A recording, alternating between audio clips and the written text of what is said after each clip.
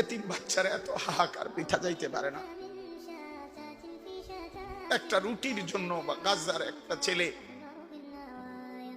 ক্ষুধার্ত এতিম ছেলে 12 কিলোমিটার পায়ে হাইটা 12 কিলোমিটার পায়ে হাইটা গেছে।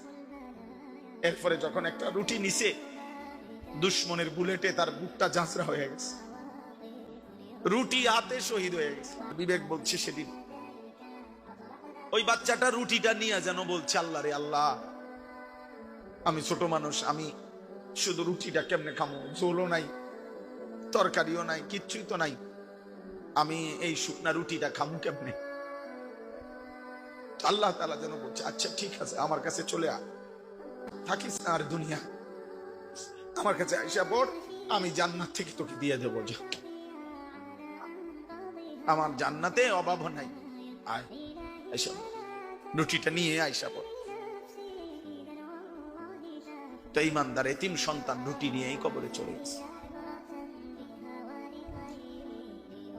আর তোমরা বসে বসে দেখো, ছবি দেখো, নারী দেখো, উলঙ্গ দৃশ্য দেখো। আপনি 4 তলা বিল্ডিং দিয়া অহংকার করেন, 4 তলা বিল্ডিং দিয়া ইউরোপ আমেরিকার মধ্যে ছাগলও ফালে না।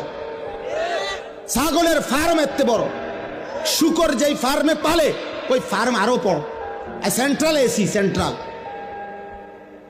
সেন্ট্রাল এসি, শুকর কেউ দামি শ্যাম্পু দিয়ে গোসল করা।